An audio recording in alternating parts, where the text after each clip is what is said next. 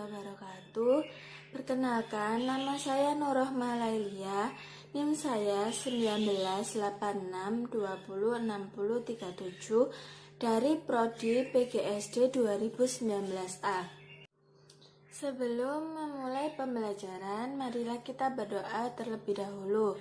Berdoa sesuai kepercayaan masing-masing. Berdoa dimulai.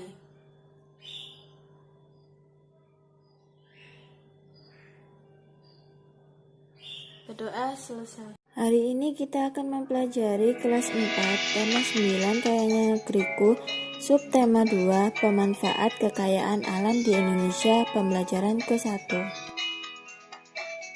Tujuan pembelajaran.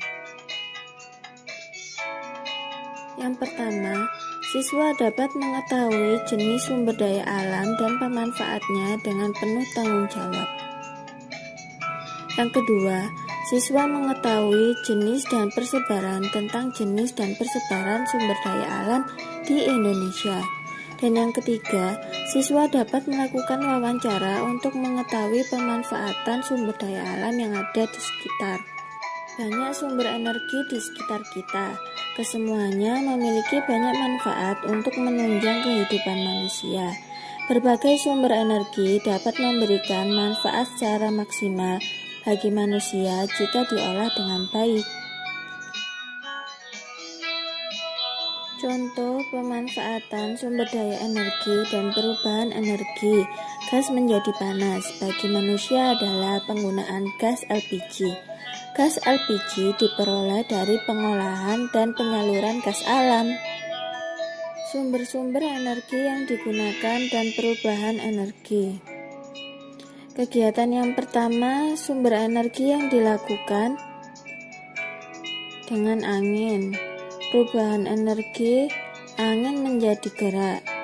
Yang kedua, sumber energi listrik. Perubahan energi, listrik menjadi panas.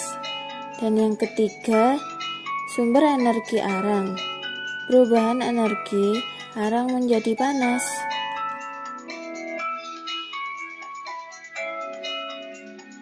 Contoh pemanfaatan perubahan energi dalam kehidupan sehari-hari.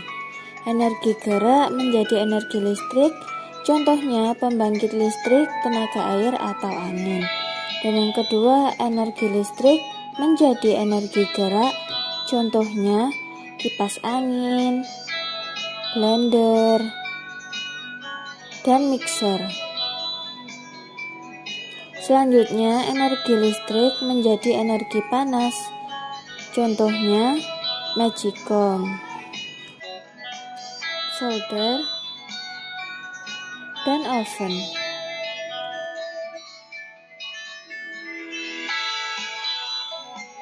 Bangsa Indonesia adalah bangsa yang dikaruniai sumber daya alam yang sangat banyak dan beragam.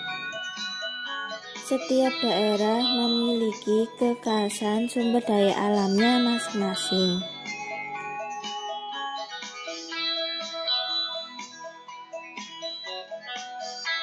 Berdasarkan sifatnya, sumber daya alam dibedakan menjadi dua.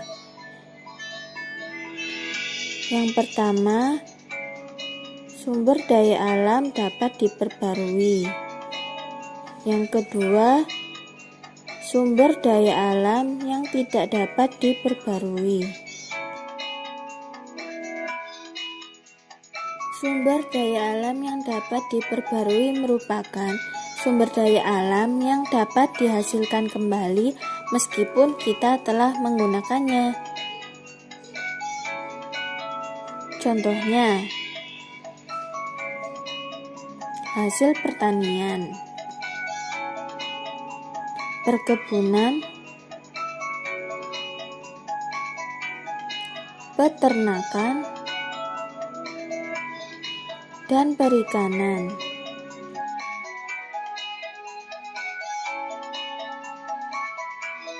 Contoh-contoh jenis sumber daya alam yang dapat diperbarui. Dari hasil pertanian ada padi, jagung, dan kedelai. Lalu hasil perkebunan ada teh, kelapa sawit, dan kopi. Hasil perikanan ada bandeng, udang, dan lele. Hasil hutan ada kayu, rotan, dan getah damar. Yang terakhir hasil peternakan ada sapi, ayam, dan kambing. Sumber daya alam yang tidak dapat diperbarui merupakan sumber daya alam yang tidak dapat dihasilkan lagi setelah kita menggunakannya. Contohnya, barang atau bahan tambang. Apa sih bahan tambang itu? Bahan atau barang tambang adalah semua jenis sumber daya alam yang dalam proses pengadaannya dilakukan dengan jalan penambangan.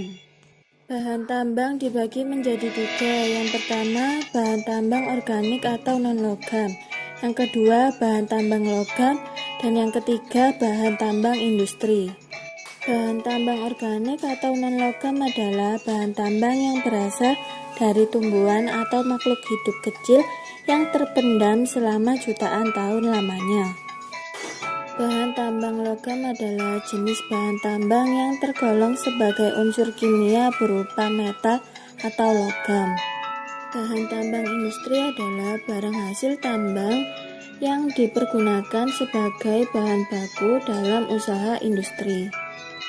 Contoh barang tambang yang dihasilkan yang pertama, bahan tambang organik ada minyak bumi, batu bara, aspal, aftur, dan gas alam. Yang kedua ada bahan tambang logam, itu ada emas, perak, nikel, mangan, dan pasir besi. Yang terakhir ada bahan tambang untuk industri, ada belerang, gamping, batu kapur, berlian, dan fosfat. Peta penyebaran sumber daya alam. Yang pertama, kelapa sawit terdapat di Sumatera Utara, Sumatera Selatan, Kalimantan Tengah, dan lain-lain. Jagung di Kalimantan Selatan, kopi di Aceh Tengah. Peta persebaran hasil tambang Indonesia.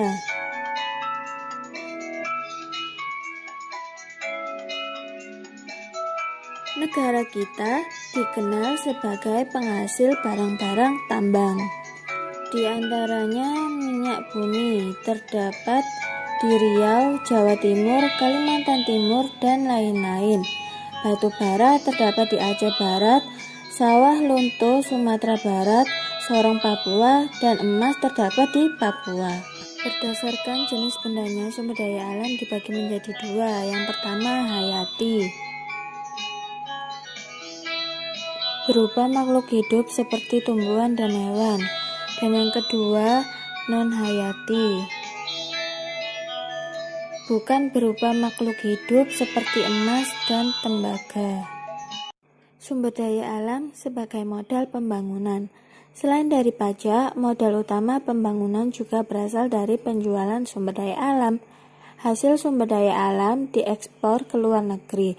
Uang dari penjualan digunakan untuk pembangunan di Indonesia. Terdapat contoh soal. Yang pertama, apa saja sumber daya alam itu? Jawabannya sumber daya alam hayati dan sumber daya alam non-hayati. Soal yang kedua, berikan contoh pemanfaatan sumber daya alam dalam kegiatan ekonomi. Jawabannya, kelapa sawit diolah menjadi minyak goreng, margarin, dan bahan baku sabun. Soal yang ketiga, mengapa sumber daya alam bisa menjadi modal utama pembangunan? Jawabannya, karena sumber daya alam melimpah dan mendapatkan keuntungan dari hasil ekspor.